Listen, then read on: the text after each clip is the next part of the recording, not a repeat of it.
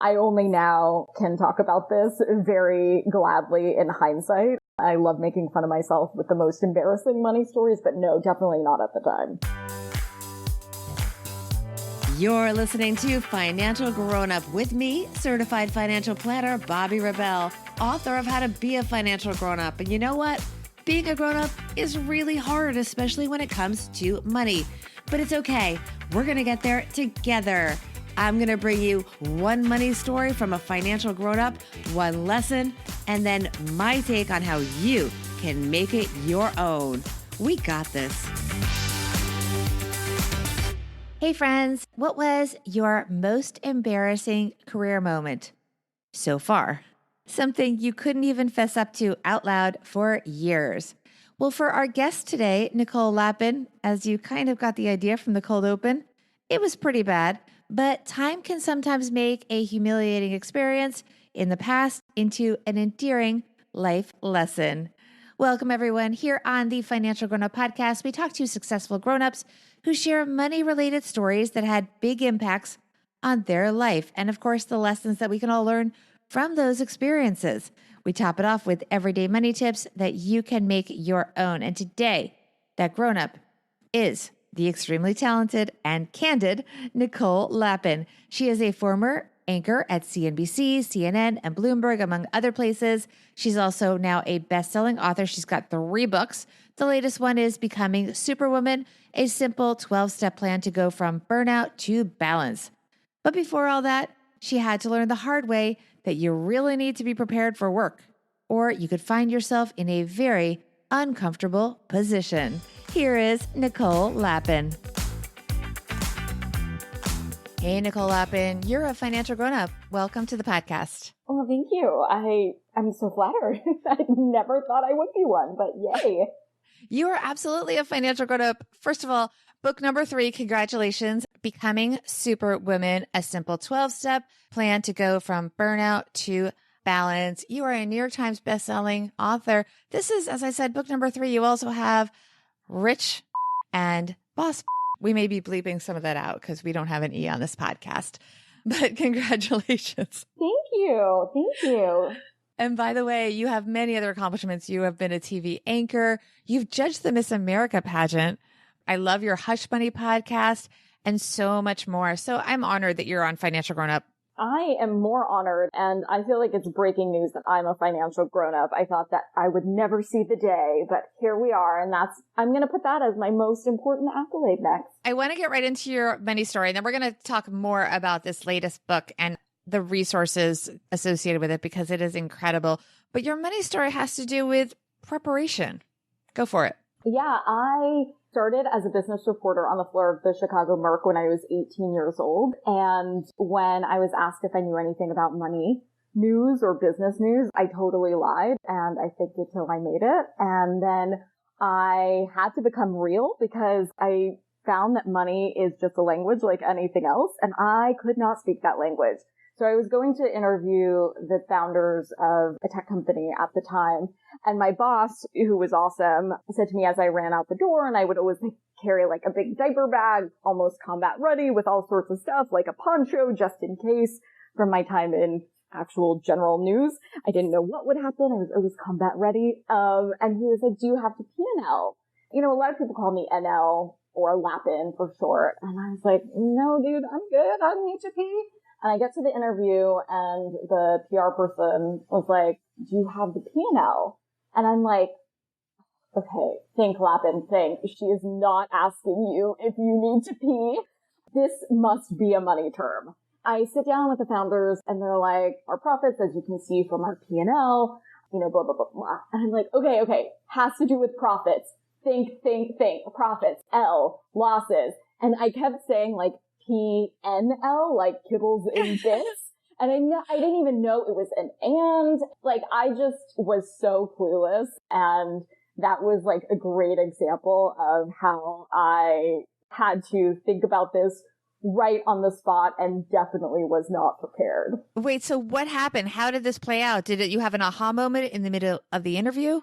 I had the aha moment and I knew enough that it like had to do with their balance sheet. And so I could sort of dance around it and get through the interview. Then after that, I wrote down PNL, like N for Nicole. And then it took me another hot minute to realize it was an and sign. It was like profits and losses. At the time, did you confess to anyone? Did you tell your boss, I didn't know what that meant? Or did you just keep going? No. I just had super intense imposter syndrome, and I just thought everyone was going to figure out that I didn't know what I was talking about. And I would have never, ever admitted at the time that I couldn't speak this language. I only now can talk about this very gladly in hindsight. I love making fun of myself with the most embarrassing money stories, but no, definitely not at the time. So what is the lesson for our listeners from this? I think realizing that money is an intimidating language. We just don't have a Rosetta Stone for this growing up. And it's okay if you can't speak the language, just ask what something means. I've talked to CEOs of major publicly traded companies who have asked me, like, what does QE2 mean? For example, like right before we went on the air. And I was like, dude, it's just a bond buyback program. Like, no big deal. And they were like, yeah, I just didn't know the terminology. And so there's lots of terminology that sounds confusing. If you went to China and you didn't speak Chinese, you'd be confused. If you went to Wall Street and you didn't speak the language of money, you would be confused too. And I love that you're saying that, because so many of us kind of nod and pretend we understand something and maybe make decisions that we shouldn't make because we don't want to admit that we don't get it. Yeah, totally. And you're definitely not alone. I think a lot of people smile and nod and don't join basic money conversations because they're too intimidated and too scared to admit they don't know what's going on. So true. And by the way, your website and your books are a tremendous resource for understanding a lot of this stuff. Let's get to your everyday money tip. It has to do with flipping the whole concept of procrastination upside down.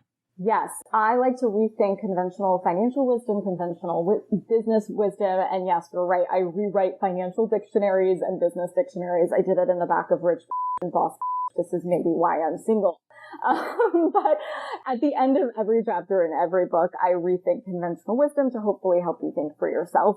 And procrastination is often used as a bad word. It's used as something that you should avoid. But I actually think that you can thoughtfully procrastinate, because it's so cathartic to cross out all the things on your to-do list. Like, here we go, dry cleaning, pick up this, blah, blah, blah, blah, blah. And actually, those things might not move you toward your goals. So if you remind yourself of what you're working toward and what you have to do and almost connect the dots, I came up with a Superwoman journal that's a companion journal along with Becoming Superwoman to help you do that throughout the day. And I create this point system that's almost like a Weight Watcher system that allows you to give yourself points for things you're focusing on and forgive yourself for stuff you're not focusing on just then and there. Because I think we can have it all. We just can't do it all, especially not at the same time. So true. And another thing that I love about the book is you have these really compelling quotes. For example, related to what we were just talking about, you have a quote from Mark Twain: never put off until tomorrow what you can do the day after tomorrow, which makes a lot of sense when you really think about the reasoning behind it. Yeah, if you have to pick up your dry cleaning or something and you need to get something done that will move you toward making your side hustle your full-time hustle, I would do that and then get your dry cleaning unless you really have nothing to wear. I would do that later on. Another thing in the book that I love is that you have not just a to-do list, but a have done list. Yes, because, we often get into this mode of we've just not accomplished anything and we're not doing anything compared to everybody else on Instagram. And I think comparison is the thief of joy. And also we tend to compare ourselves to the best version of each aspect of our lives. So we compare our fitness regime to a fitness blogger who works out 5 hours a day, or our mommy life to that of a mommy YouTuber who bakes bread for her kids and homeschools them. That's not realistic. And so if we get into that cycle and we don't have the definition of what success is to us, we often feel inadequate, which we shouldn't. No, we should not feel inadequate. But one thing that you also work through in the book is you have specific plans for people to organize and get towards those goals in a realistic way, not in a way where you're trying to keep up with somebody like you were just talking about. So I love your 4F systems and these sort of year by year goals. Can you talk a little bit about that? I love F words. And in my first 2 books, I break down goal setting into the 3 Fs, family, finance, and fun, into 1, 3, 5, 7, 10-year goals.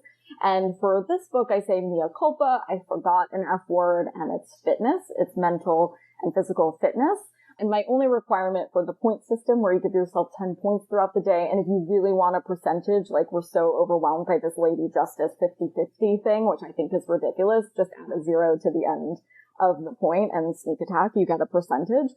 But my requirement is that you add 1 point at least to mental wellness and emotional wellness, because otherwise it will require all 10 points if it's neglected for too long.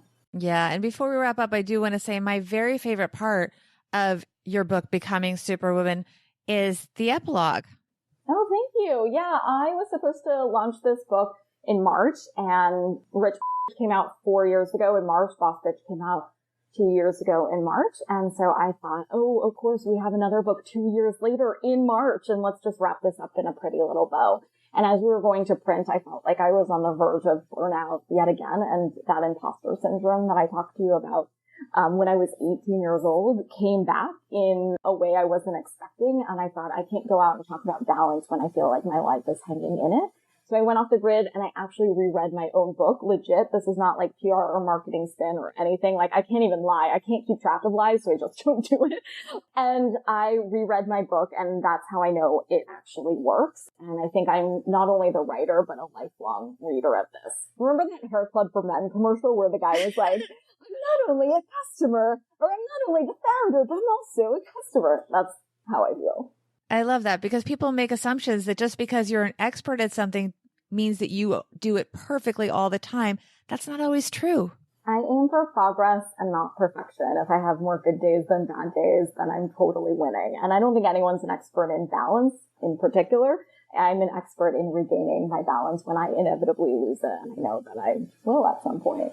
Well, thank you so much for being here. Where can people learn more about you and maybe catch you on your book tour, find out where you're going? Oh, that would be awesome. At Nicole Lapin, wherever social media is served. And yes, Hush Money, the podcast with the editor-in-chief of Entrepreneur Magazine, Jason Pfeiffer. He's like the dude version of me, but we argue a lot. And then we bring on a celebrity judge to decide who's right for taboo many subjects. And that's on iHeart. That launched recently. At NicoleLapin.com, you can check out where our next tour stops are going to be. And I'd love to hang out. Thank you so much. Thanks, Bobby. Let's do this. Financial grown-up tip number 1. We didn't get to this in the interview, but a lot of Nicole's advice focuses on productivity and avoiding distraction and all the stress that causes.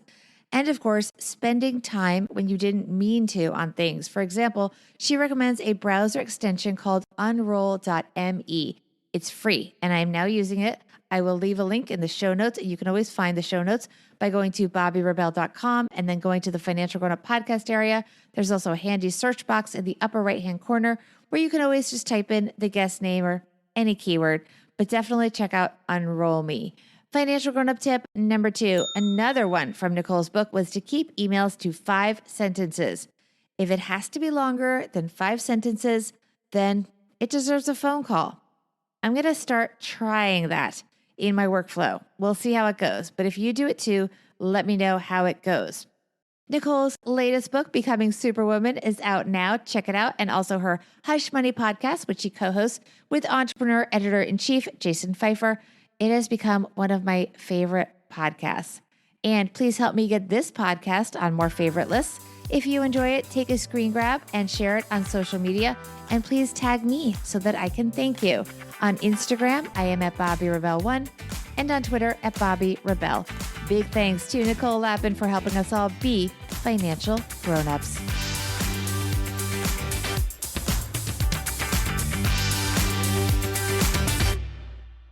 Financial Grownup with Bobby Rebel is edited and produced by Steve Stewart and is a BRK Media production.